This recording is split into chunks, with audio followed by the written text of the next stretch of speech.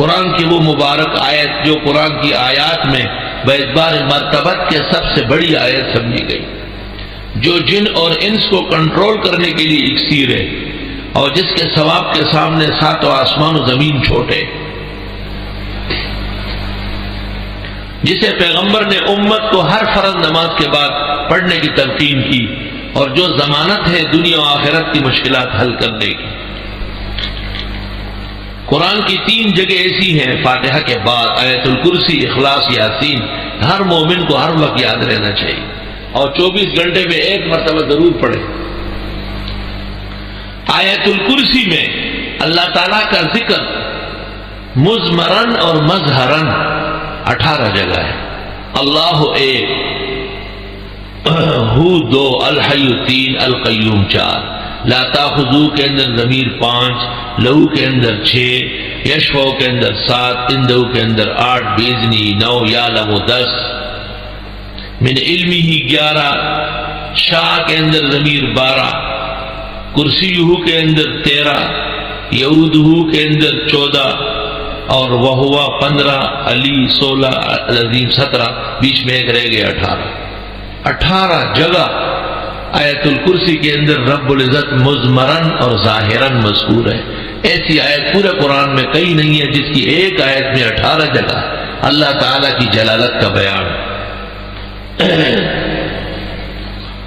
وَهُوَ الْعَلِيُّ الْعَظِيمُ، وہ اللہ بزرگ و برتر ہے۔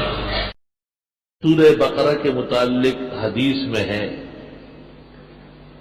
کہ جس گھر میں اور جس جگہ یہ پڑھی جائے، شیاطین،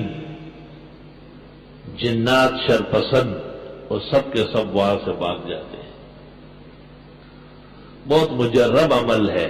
سورج نکلنے کے بعد سے لے کر ظہر داخل ہونے سے پہلے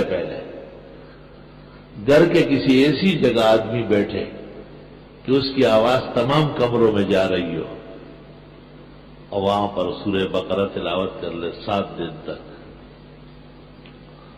انشاءاللہ سحر، جادو، سفلی، ٹوٹکا، نظر اور مختلف نجم، کہن، عدد، رمز، ہنسا،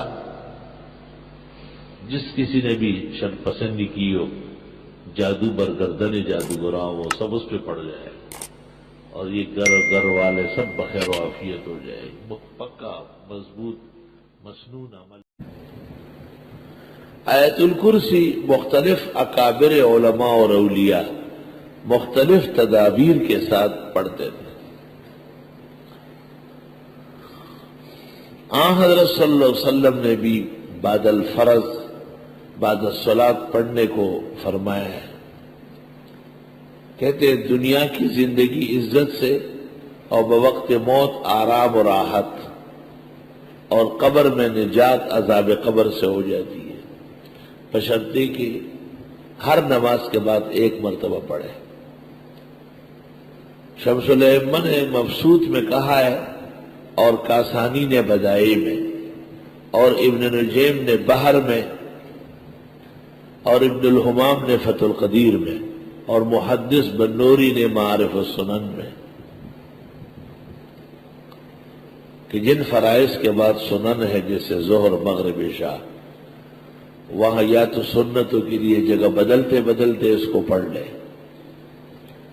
اور یا یہ کہ سنتوں سے فراغ پر پڑھ لے، اور جن نمازوں کے بعد سنن نہیں ہے جیسے فجر و عصر، بے شک وہاں آپ نماز کے بعد پڑھیں۔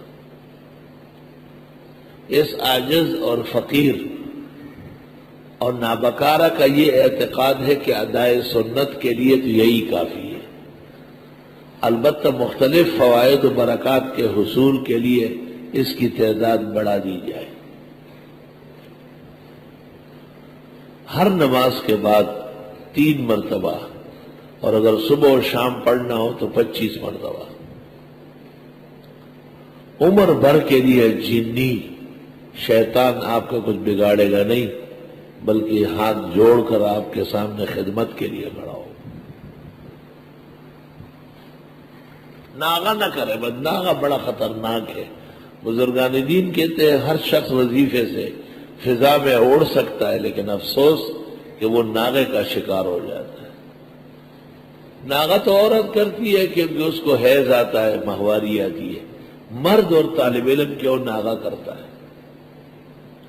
اس کا کان یا ناک کینچی سے کاٹ دینا چاہیے، کہ جب اس کو پتہ ہے کہ یہ اچھا اور مفید عمل ہے، اور پھر بھی ظالم اس کو چھوڑ دیتا ہے۔